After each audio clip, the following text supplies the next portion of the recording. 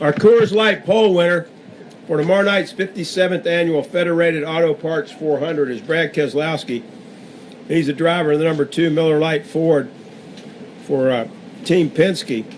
And this is Brad's 7th career pole. It's his 4th pole, 2014, a career high. Congratulations on that. Your first pole here at Richmond.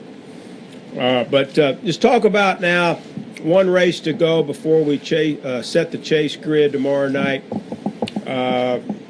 Competitor that you are, I know you're going to go after that 4th win and get that number 1 seed coming out of Richmond. Yeah, Kerry, that's exactly what we're thinking. First off, it's been a great day so far. I don't know how many races I ran at Richmond here on the Cup level, probably 8 or 9, and this is by far the best car I've had, and I feel like we have a really strong shot of winning this weekend. So I'm very, very excited about that. Everybody says they're excited, but when you sit on the pole and you're fast in practice, you got a real reason to be excited. But like you said, I'd like to get that 4th win. We got 3 wins. That's a great start to the season. That's something we can definitely hang our hat on, head into the chase. But there's 5 guys right now, all tied for first, and I think we're all kind of about the same right now. It'd be nice to put up another win and be kind of the lead dog, so to speak. So I think we certainly have a shot at that. A lot left to go. It's just practice and qualifying here today, and we're happy with our results, but still very, very hungry and looking forward to tonight, or tomorrow night, I should say, and keeping our eye on the prize in front of us, but then also as the next few weeks develop and unfold a shot at another championship. Questions for Brad? Excuse me. We'll start here with Jeff and then go over to Stan. Jeff Gluck from USA Today. You've been asked about the new qualifying format a lot because obviously you're excelling in it. You have 4 poles this year and you only had 3 poles in your entire career before that. And you've always said it, you keep saying it's fast cars in your team. So I'll try to ask it a different way, I guess. How many poles do you think you could have gotten this year with your fast cars in your team under the old format? And probably 1 or 2. You got no matter what format, you still have to be fast. But I think this format certainly puts more strategy into play.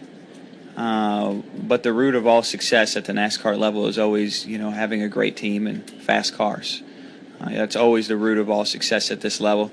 You can have the best pit stops. You can have, the most horsepower, the best driver. It doesn't really matter. Those things on their own by themselves don't win races consistently and don't win poles and achieve great success. So you have to have great cars.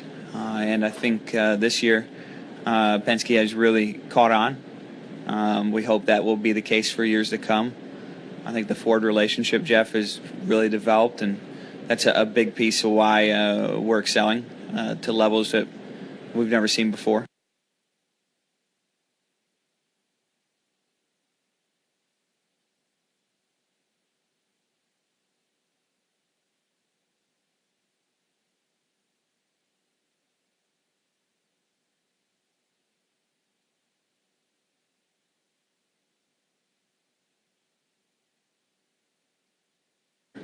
And so, I think there's a lot of things happening all at once that you could probably point at each and every one of them in some way having a factor into our success. But the fast cars, that's always the root of all success in NASCAR. Go ahead, Stan. Over to your right, Brad. Thank you. Brad over here, Stan Creekmore. The start of tomorrow's race will probably be close to the weather that you've practiced with all day, but the end will be different. So what will your team have to do to be able to keep you in competition throughout the entire race? I think, trying to understand this tire is just such a huge challenge for all of us. And that's hard to explain, to our fans and to the media because it's such a feel thing. But, the tires are literally where the rubber meets the road. And where we take 850 to 900 horsepower and try to make it go forward and then try to make it stop and change direction. So that's a big challenge that I don't know if it really gets truly appreciated. What we ask out of a race tire, And with that said, small changes have significant differences in feel for all of us as drivers. And, each driver seems to have a specific feel that they excel at least the top drivers do. And you can have a racetrack that's your best track, and with a very simple tire change, eliminates the potential for your style of driving, and thus eliminates your potential for success. I think I look at this car specific to this tire.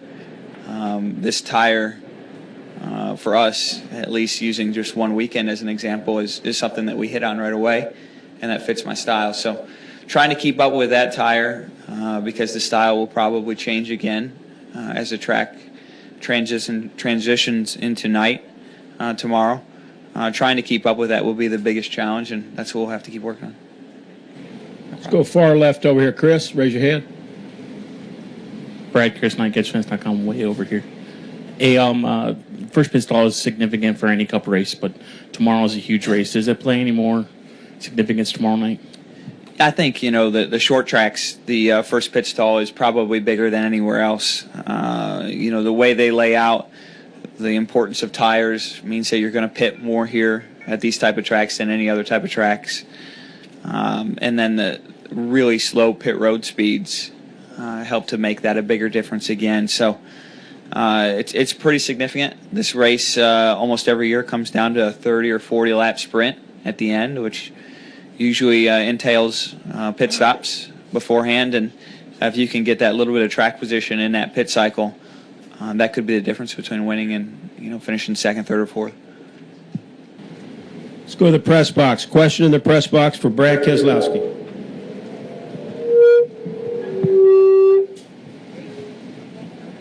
Sorry about that. Lee Spencer, Fox Sports. Can you talk, sorry, I'm not Fox Sports, motorsport.com. Can you talk a little bit about the Roush Yates engines and how they have played a part in your qualifying this season? Yeah. Lisa, I think our engines have been a rock for us this year. I'm always hesitant to speak about engines, at least our own, because it's just kind of one of those things you don't talk about, or it seems like something happens. I don't know what you call that. Nate Ryan's probably got a better word for it. But it seems like whenever you talk about them, that's when something bad happens. But so far this year, we've had a great year on the engine side.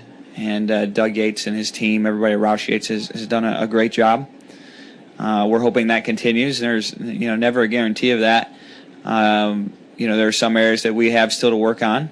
We're where we want to be to have a shot at winning a championship on that front. But we'd like to be one step better to be the best out there. And certainly from a power standpoint, at least we feel like we're a step behind the Hendrick engines. But those guys are working on it really hard, and I think they have a lot of strengths that we're very proud of, and hope to showcase in the chase here in the next 10 races and even tomorrow night. Any more questions upstairs? Let's come back downstairs. Jim Utter has a question.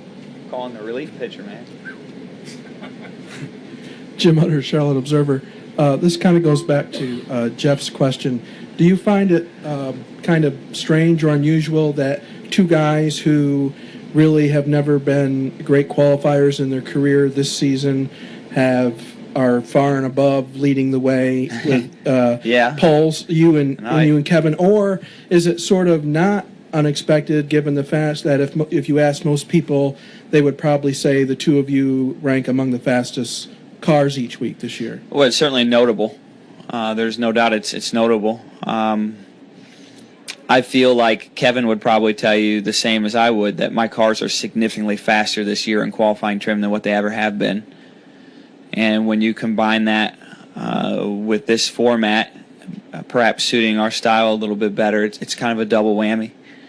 I would say Kevin and I are probably not known before the season, or were not known before the season, as having a large qualifying prowess. But this year that hasn't been the case, and we're certainly thankful for that. But I think it's more than just the format. I think it's two things happening at once. The format is certainly helpful.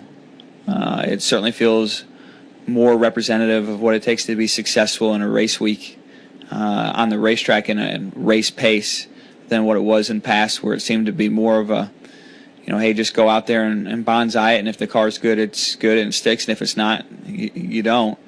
I think with this format, you have to be much more calculated. You have to think ahead a lot more, and you're rewarded for that. Any other questions for Brad? Bob Pockris, and then JP. Bob Pockris, Sporting News.